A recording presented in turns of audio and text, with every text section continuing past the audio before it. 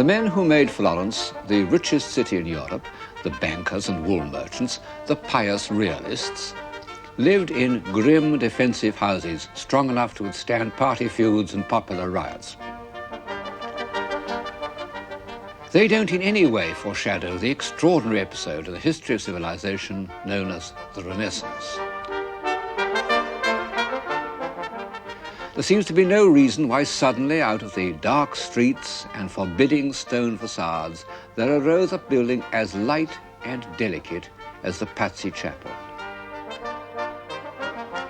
By its rhythms and proportions and its open, welcoming character, it totally contradicts the dark Gothic style that preceded it and, to some extent, still surrounds it.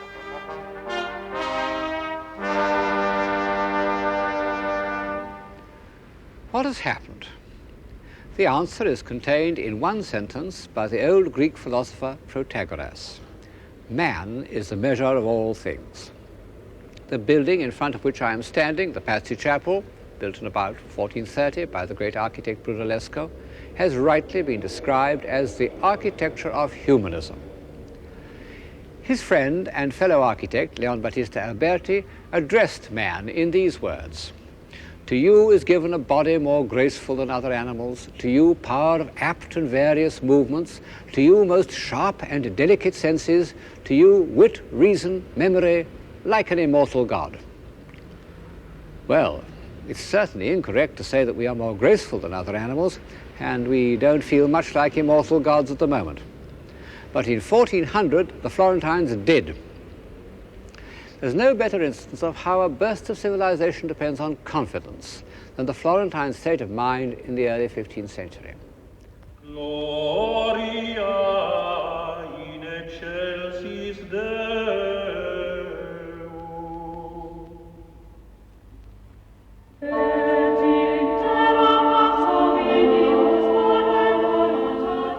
Where did it come from, this light economical style, which is unlike anything before or since? I think that it really was the invention of an individual, of Brunellesco. But of course, an architectural style can't take root unless it satisfies some need of the time. And Brunellesco's style satisfied the need of the clear-headed, bright-minded men who appeared on the Florentine scene at the moment when the discipline of trade and banking, in its most austere form, was beginning to be relaxed. And life, the full use of the human faculties, became more important than making money.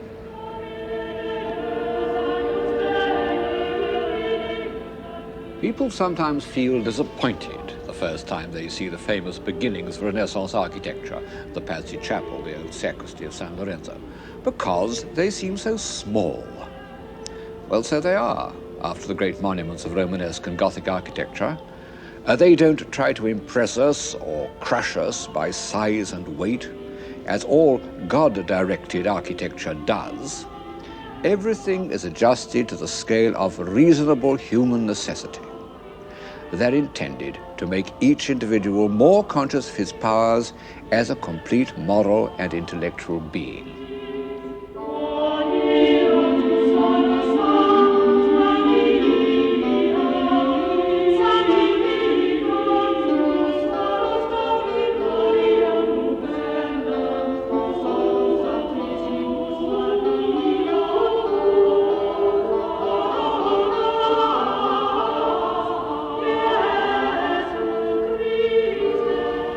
The dignity of man. Today, those words die on our lips. But in 15th century Florence, their meaning was still fresh and invigorating. One of the second generation of humanists, named Manetti, wrote a book entitled On the Dignity and Excellence of Man. And this is the concept that Brunellesco's friends were making visible. The grandest of all these testimonies to the dignity of man is by Masaccio, in the series of frescoes he painted in the Church of the Carmine.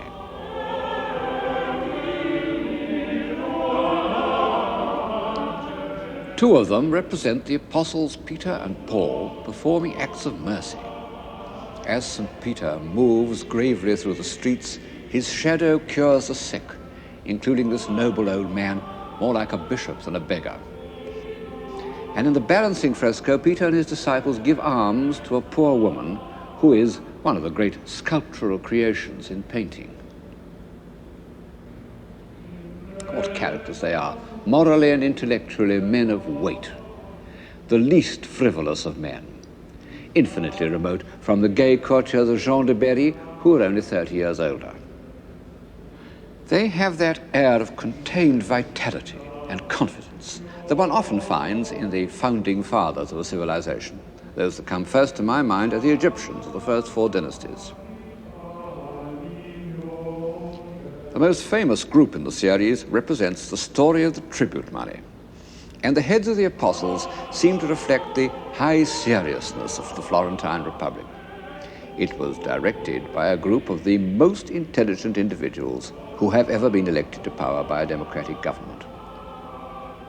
The Florentine chancellors were scholars, believers in the studia humanitatis, in which learning could be used to achieve a happy life, believers in the application of free intelligence to public affairs, believers above all in Florence. The second and greatest of these humanist chancellors, Leonardo Bruni, compared the civic virtues of Republican Florence with those of Republican Rome. Later, he went even further and compared it to Athens in the age of Pericles, which wasn't far wrong. As I've said before, all the great ages of civilization have seen themselves as part of history, both as heirs and as transmitters.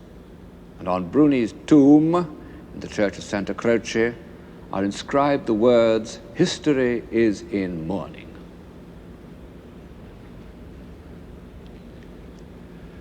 Bruni and his friends had derived these ideals from the authors of Greece and Rome. Now, much as one would like to say something new about the Renaissance, the old belief that it was largely based on the study of antique literature remains true. Of course, the Middle Ages derived much more from classical antiquity than used to be supposed, but their sources were limited, their texts corrupt, and their interpretations often fanciful. Almost the first man to read classical authors with real insight was the poet Petrarch, that complex figure of the 14th century, that false dawn of humanism, whose love of opposites, of fame and solitude, of nature and politics, of rhetoric and self-revelation, makes us think of him as the first modern man, until we begin to read his works. Petrarch never learned Greek, but his younger contemporary, Boccaccio, did, and so there entered into Florentine thought a new regenerative force and a new example. The first 30 years of the 15th century was the heroic age of scholarship, when unknown works by the greatest writers of antiquity, Tacitus, Plato, Cicero, and a dozen others, were discovered in monastic libraries, where they'd lain since they were copied in the Dark Ages. And it was to house these precious texts, any one of which might contain some new revelation, that Cosimo de' Medici built the library of San Marco. It looks to us peaceful and remote, but the first studies that took place there were not remote from life at all. It was the humanist equivalent of the Cavendish laboratory. The manuscripts unpacked and studied under these harmonious vaults could alter the course of history with an explosion not of matter, but of mind. Next to the Pazzi Chapel are the cloisters of Santa Croce, also built by Brunellesco some years later. I said that the Gothic cathedrals were hymns to divine light. These cloisters, with their round arches, running races in their mirth, happily celebrate the light of human intelligence. And sitting in them, I find it quite easy to believe in man.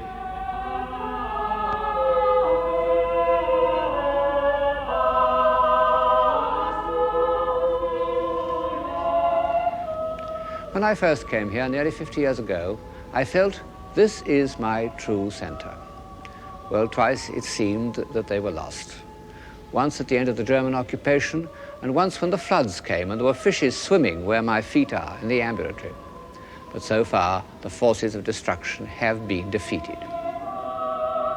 Clarity, economy, elegance. These are the qualities that give distinction to a mathematical theory. And no doubt early Renaissance architecture is based on a passion for mathematics, particularly for geometry.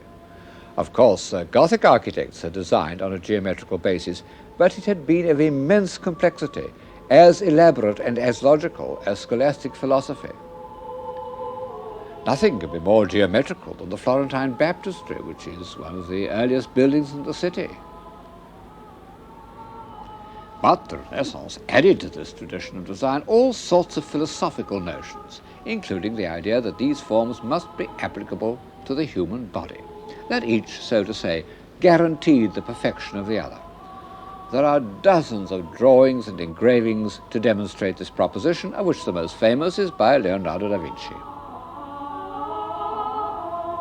Mathematically, I'm afraid it's really a cheat, but aesthetically it has some meaning, because the symmetry of the human body and the relation of one part of it to another do influence our sense of normal proportion.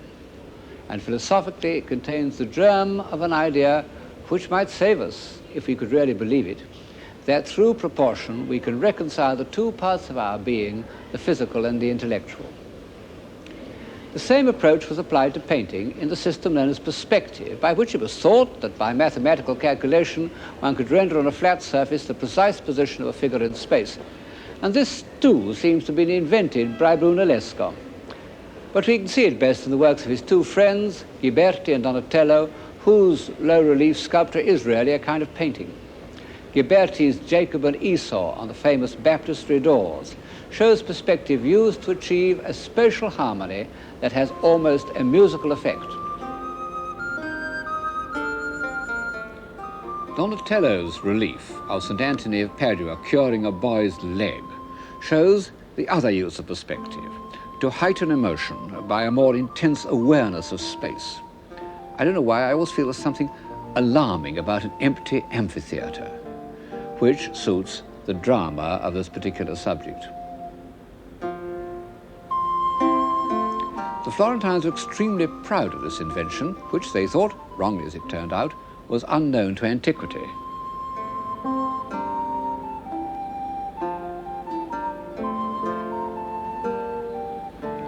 But has it anything to do with civilization?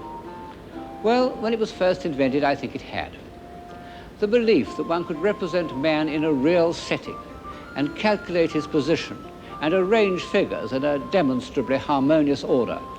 This belief expressed, symbolically, a new idea about man's place in the scheme of things and man's control over his own destiny. As an aid to realism, perspective is of no importance. The realistic painters of Flanders got on very well without it. But as a symbol, it means something. And it's as a symbol that it passes into the decorative arts of the early Renaissance. And one finds it as the principal theme of those wooden inlays in panelled rooms or choir stalls, which are a repertoire of Renaissance symbolism. Perspective was concerned with the representation of towns, if only because it was by the paved floor and receding arcade that the system could be shown to advantage.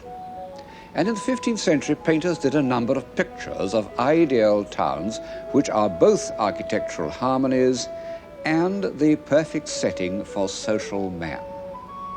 Alberti describes in his great book on building the necessity of a public square, where young men may be diverted from the mischievousness and folly natural to their age.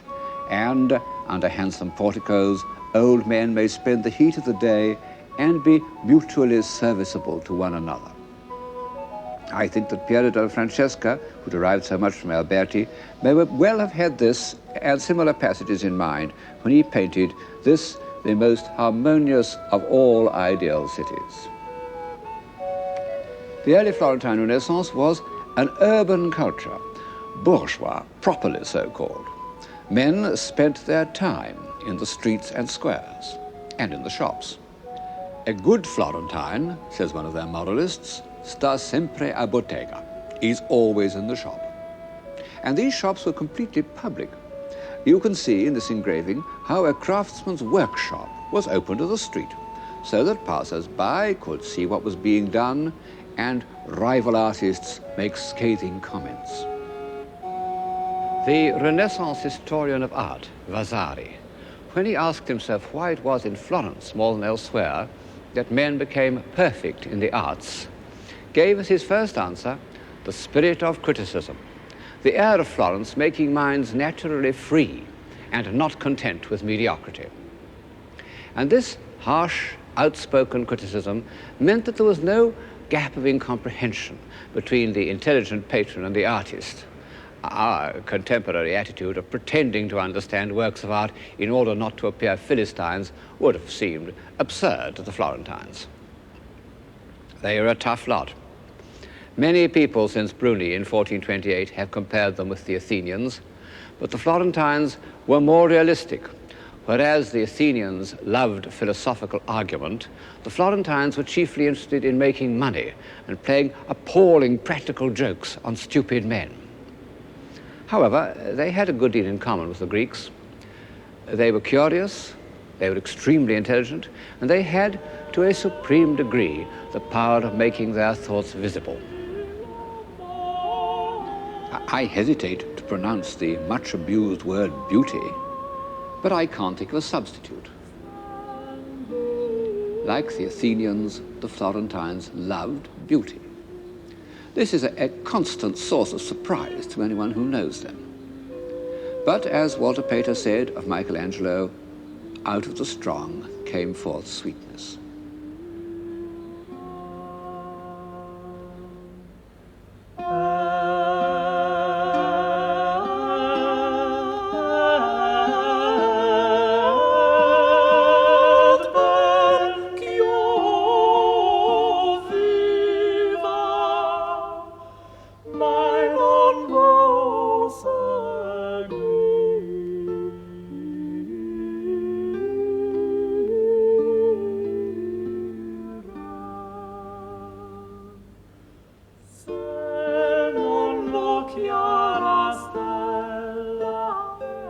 Donatello paid an even more direct tribute to the antique concept of beauty in his bronze David. The body is almost disturbingly physical, and the head is derived from that of the great male beauty of the ancient world, the Emperor Hadrian's beloved, Antinous, although with a sharper Florentine accent that makes it far more attractive. Donatello's David stands in the hall of the Bargello, once a court of justice and a prison, now a museum, but still quite a good place to get the flavor of 15th century Florence, because it not only contains great works of the Florentine imagination, like the David, but also the portraits of famous Florentines. There were a few likenesses of individuals in the 14th century, Dante, Petrarch, Charles V of France, Jean de Berry, but they were exceptional. As a rule, medieval people were presented to the eye as figures that symbolized their status. The painter of the Spanish chapel in Santa Maria Novella, although he included so much lively detail, made his popes, kings, and bishops into stereotypes. Their status would have been recognized all over the Gothic world. But these proudly individual characters wished to record for posterity exactly what they were like. In fact, many of these busts are done from actual death masks, which even great artists like Donatello didn't hesitate to incorporate in their work. Of course, this bronze relief isn't at all a death mask. It's the self-portrait of that character who so often flits in and out of the program, the architect and universal man, Leon Battista Alberti. What a face. Proud and alert, like a willful, intelligent racehorse. Among other things, Alberti wrote an autobiography, and as we should expect, he is not inhibited by false modesty. He tells us how the strongest horses trembled under him, how he could throw further and jump higher and work harder than any man. He describes how he conquered every weakness because a man can do all things if he will. It was the motto of the early Renaissance. And it's reflected in the heads of Renaissance heroes as they have come down to us in their memorials, in Donatello's Gattamelata in Padua. Of course, these heads are so much idealized as to be, in our sense, scarcely portraits at all. Realistic portraiture, the use of the accidents of each individual face to reveal inner life, wasn't a Florentine or even an Italian invention. It was invented in Flanders and came to an immediate perfection in the work of Jan van Eyck. No one has looked at the human face with a more dispassionate eye and recorded his findings with a more delicate hand. But in fact, many of his sitters were Italians. Albergati, the cardinal who employed Alberti as secretary, and Arnolfini, a member of the international world of the wool trade, banking, papal diplomacy. And perhaps it was only in such a society that these evolved and subtle characters could have accepted the revelation of their personalities.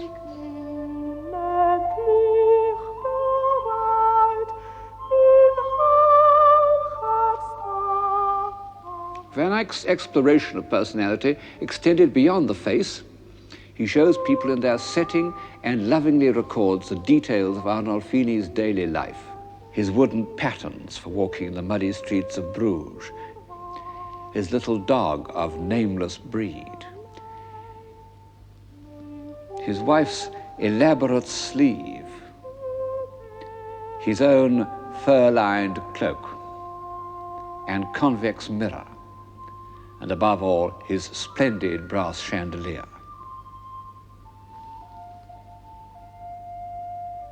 And by a miracle that defies the laws of art history, he was able to show them to us enveloped in daylight, as real as if it had been observed by Vermeer of Delft.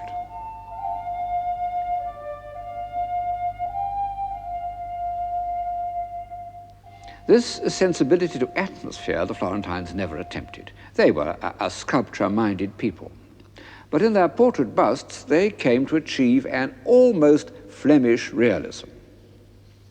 How like these Florentine worthies are to the confident faces that we see in Victorian photographs. This is the professional man, a doctor, his face lined with the wisdom of experience. In fact, he was Donatello's doctor and saved his life. And this is a businessman called Pietro Mellini. A character in one of Alberti's dialogues says, "A man cannot set his hand to more liberal work than making money. For what we sell is our labor. The goods are merely transferred."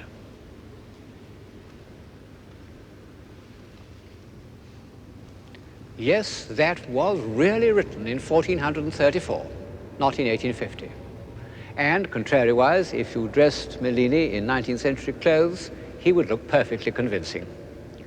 But this atmosphere of liberal materialism is less than half the story. After the middle of the 15th century, the intellectual life of Florence took a new direction, very different from the robust civic humanism of the 1430s. Florence had ceased to be a republic in anything but name, and for almost 30 years it was virtually ruled by that extraordinary character, Lorenzo de' Medici. His father and grandfather had prepared the way for him by their activities as bankers. He himself was no financier. He lost a great part of the family fortune. But he was a politician of genius who could distinguish between the reality of power and its outward trappings. The frontispiece of his book of poems shows him in the streets of Florence dressed as a simple citizen, surrounded by girls who are singing his ballads. What a contrast is this modest printed page to the rich manuscripts of the Duke of Berry.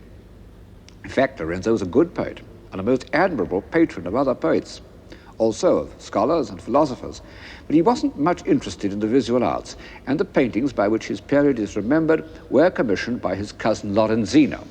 And it was for Lorenzino that Botticelli painted the works in which the Florentine sense of beauty appears in its most evolved and peculiar form, the Spring and the Birth of Venus.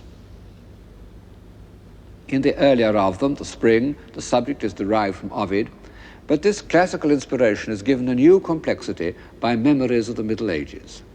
The pagan divinities sway before a background of leaves like a Gothic tapestry. What a marvelous feat of the imagination. As for the heads, they're a discovery of beauty that means much more to us than the full, smooth oval of antiquity. Ecco la primavera che il cor fa rallegrare, tempe da innamorare e star con lieta cera. Nove già l'aria e il tempo che pur chiama allegrezza. In questo vago tempo ogni cosa ha vaghezza.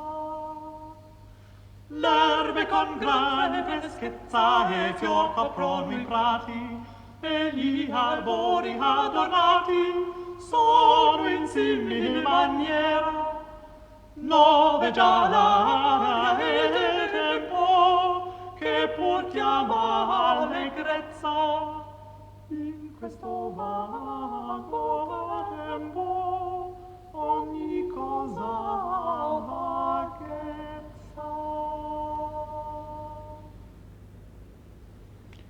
The subject of Botticelli's other great allegory, The Birth of Venus, is taken from a contemporary poet, Poliziano.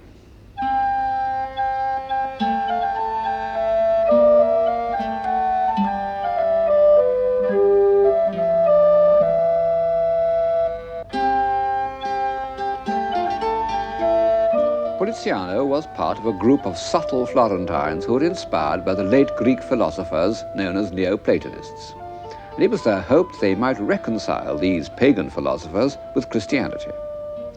And so Botticelli's Venus, not at all the amorous strumpet of paganism, is pale and withdrawn and dissolves into his image of the Virgin Mary.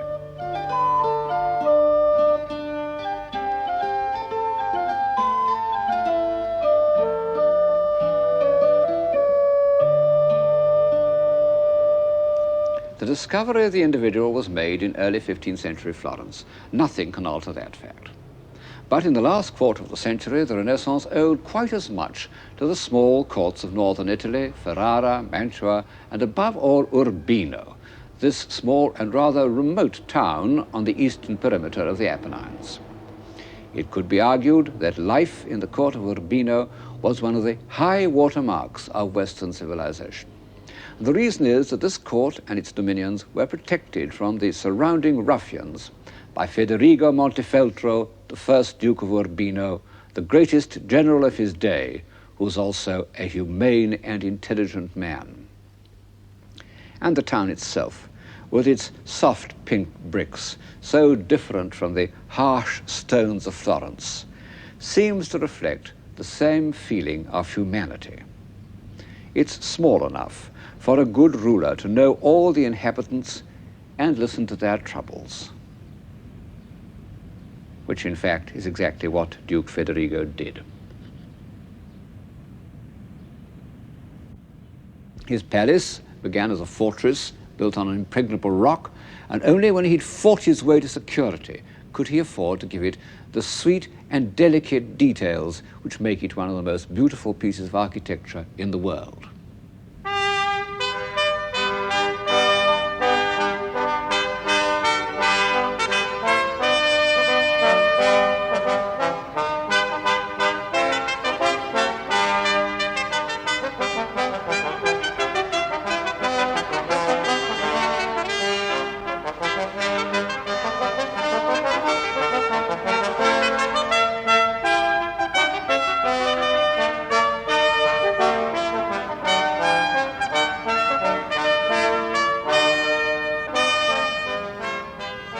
The Palace of Urbino has a style of its own. The arcaded courtyard, where I'm standing now, isn't speedy and springy like Brunellesco's cloister, but calm and timeless. And the rooms are light and airy, and so perfectly proportioned that it exhilarates one to walk through them.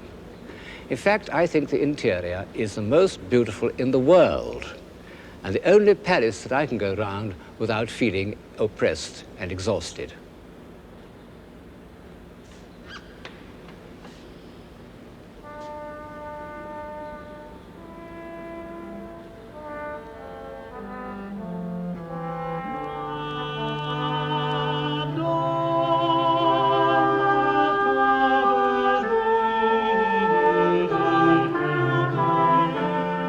Curiously enough, we don't know the name of the architect who was responsible for this masterpiece. A famous fortress builder named Lorana did the substructure, but he left Urbino long before the lived-in part of the palace was begun. But the painter Piero della Francesca was there at exactly the date when it was being decorated, and personally I believe that he was responsible for its style. The architecture in this picture by Piero, which is in Urbino, shows exactly the same kind of delicate detail that one finds round the doors and windows of the palace, and it was painted, 10 years earlier.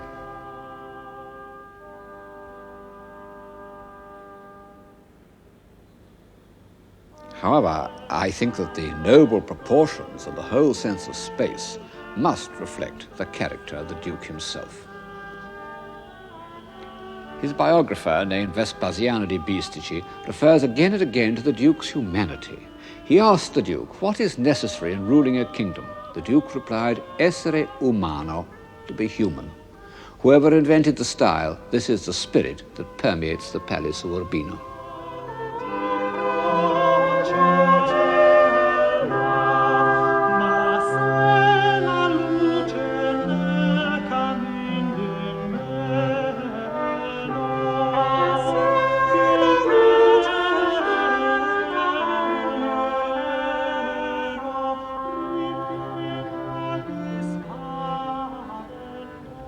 As a part of civilization, the Palace of Urbino extended beyond the 15th century.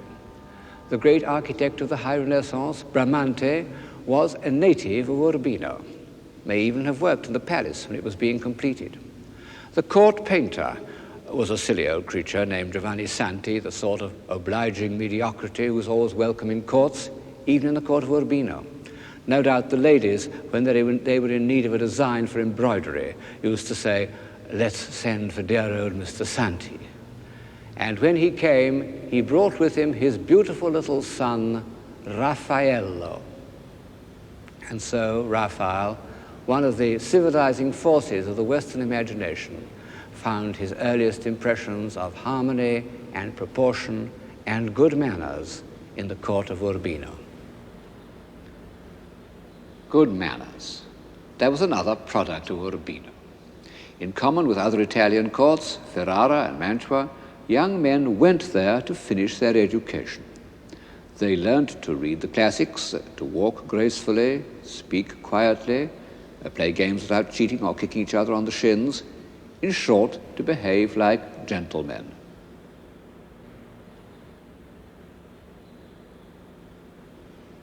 Under Federigo's son and successor, Guidobaldo, the notion of a gentleman was given classic expression in a book called Il Cortigiano, the Courtier, by Baldassare Castiglione. It had an immense influence. The Emperor Charles V had only 3 books beside his bed: the Bible, Machiavelli's Prince, and Castiglione's Courtier. For over 100 years, it formed everybody's notion of good manners. Actually, it's very much more than a handbook of polite behavior, because Castiglione's ideal of a gentleman is based on real human values. He mustn't hurt people's feelings or make them feel inferior by showing off. He must be easy and natural, just as Castiglione himself appears to be in his portrait by Raphael. And he mustn't be a mere worldling. The Cortigiano ends with a moving discourse on the subject of love. Just as Botticelli's Spring unites the tapestry world of the Middle Ages with pagan mythology, so Castiglione's Courtier unites the medieval concept of chivalry with the ideal love of Plato.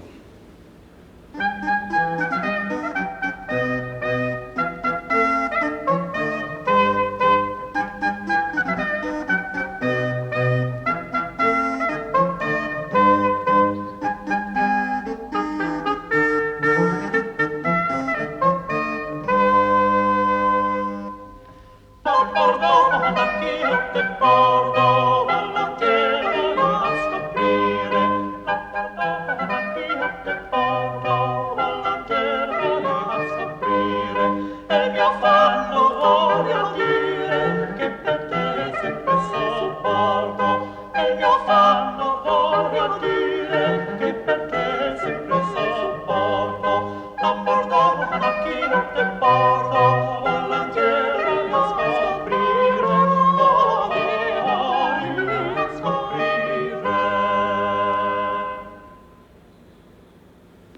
no doubt that the court of Urbino, under both Federigo and Guidobaldo, was a high point in the history of civilization.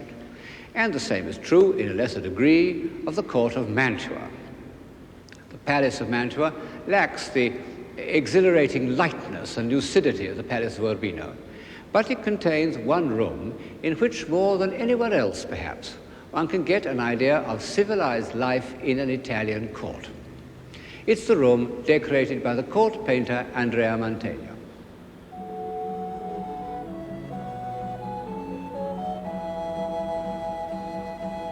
Birds and cherubs and people look down from an imaginary hole in the roof, a new use of perspective.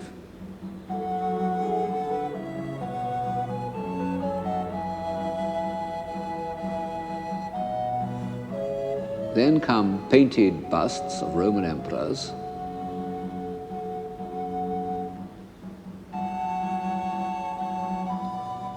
but the scene below isn't at all archaeological.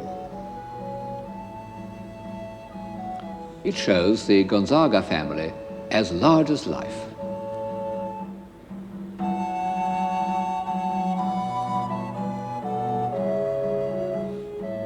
Also their dogs.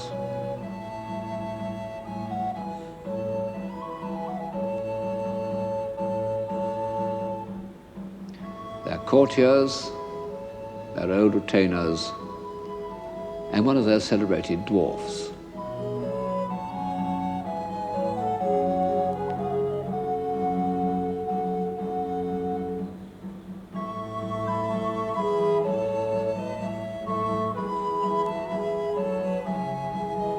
In spite of the formidable frontality of the Marchioness, the spirit of the whole group is extremely natural.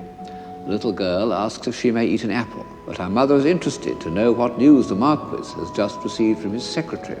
And in fact, it is good news that their son has been made a cardinal.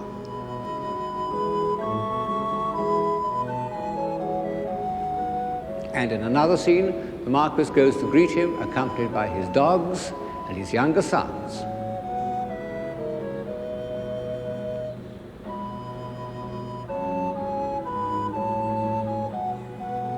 What an agreeably informal reception.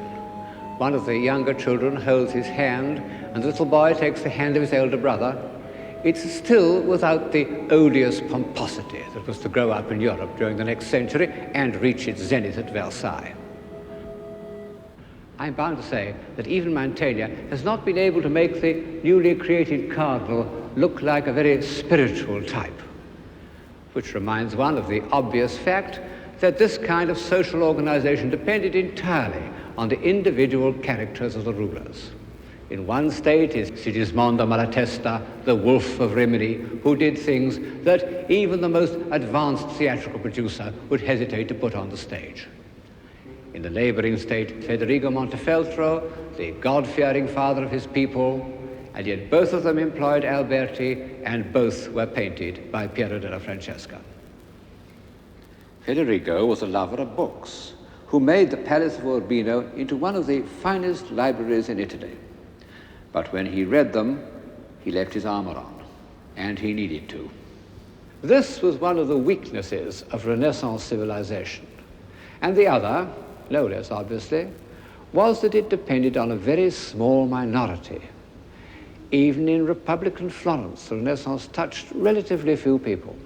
And in places like Urbino and Mantua, it was practically confined to the court. This is contrary to our modern sense of equality. But one can't help wondering how far civilization would have evolved if it had been entirely dependent on the popular will.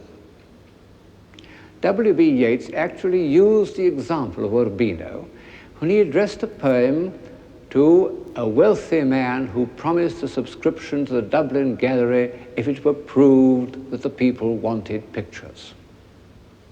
He said, and Guidobaldo, when he made that mirror school of courtesy where wit and beauty learnt their trade upon Urbino's windy hill, had sent no runners to and fro that he might learn the shepherd's will. One may not like courts, I don't much like them myself. But at a certain stage, it's only in a court that a man may do something extravagant for its own sake, because he wants to, because it seems worth doing, something like the extraordinary wooden inlays in this study. And it's sometimes through such willful, superfluous actions that men discover their powers.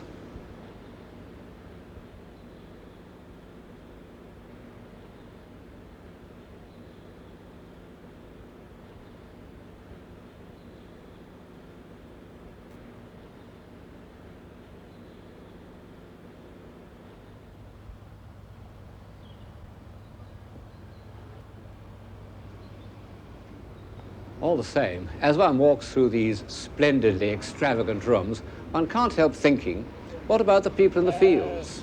All those shepherds who Mr. Yeats rightly supposed that Guidobaldo did not consult on matters of taste and good manners. Could they not have had a kind of civilization of their own? Well, there is such a thing as a civilized countryside. Looking at the Umbrian landscape with its terraces of vines and olives and the dark vertical accents of the cypresses, one has the impression of timeless order. There must have been a time when it was all forest and swamp, shapeless, formless. And to bring order out of chaos is a process of civilization. But of this timeless rustic civilization we have no record beyond the farmhouses themselves, whose noble proportions seem to be the basis of Italian architecture. And when Renaissance artists looked at the countryside, it was not as a place of ploughing and digging, but as a kind of earthly paradise.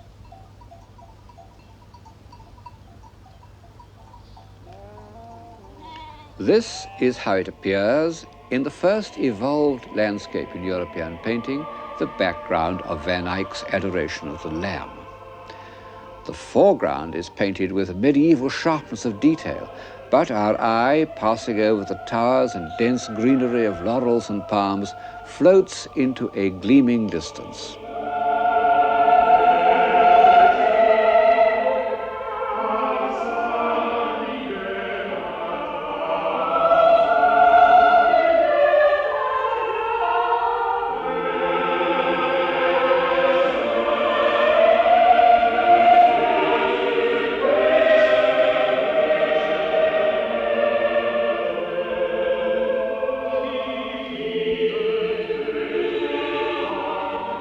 Already, awareness of nature is associated with the desire to escape and the hope of a better life. And such it remained in the work of Giovanni Bellini, the founder of Venetian painting, who first used his backgrounds to create a mood in which the action or story of the picture can be more vividly felt.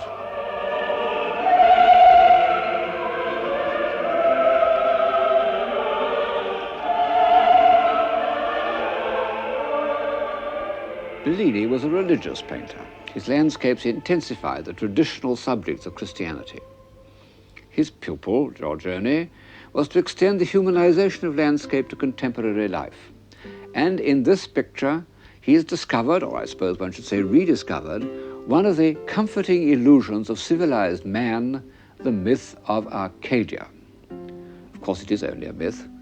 Country life isn't at all like this.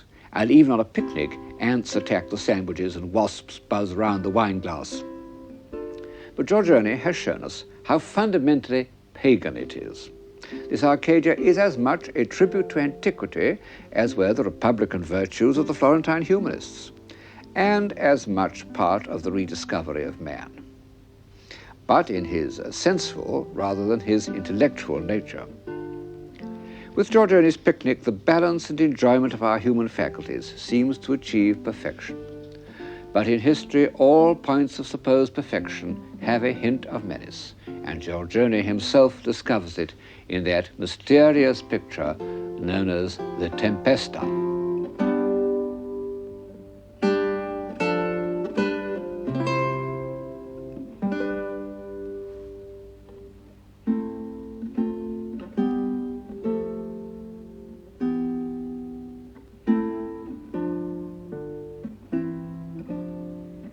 What on earth is going on?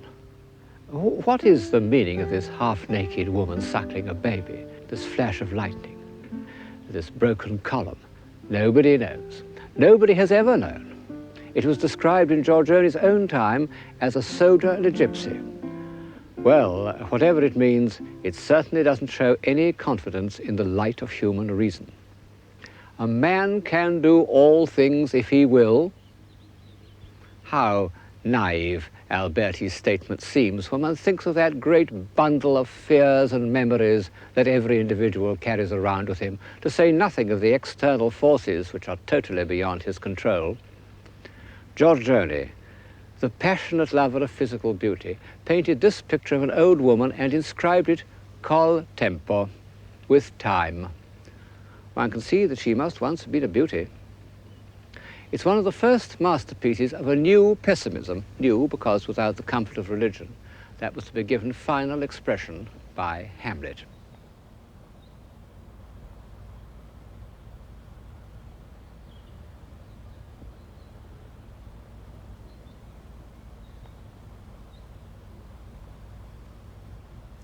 Truth is, I suppose, that the civilization of the early Renaissance was not broadly enough based. The few had gone too far away from the many, not only in knowledge and intelligence, this they always do, but in basic assumptions. When the first two generations of humanists were dead, their movement had no real weight behind it. And there was a reaction away from the human scale of values. Fortunately, they left in sculpture, painting, and architecture their message to every generation that values reason, clarity, and harmonious proportion, and believes in the individual.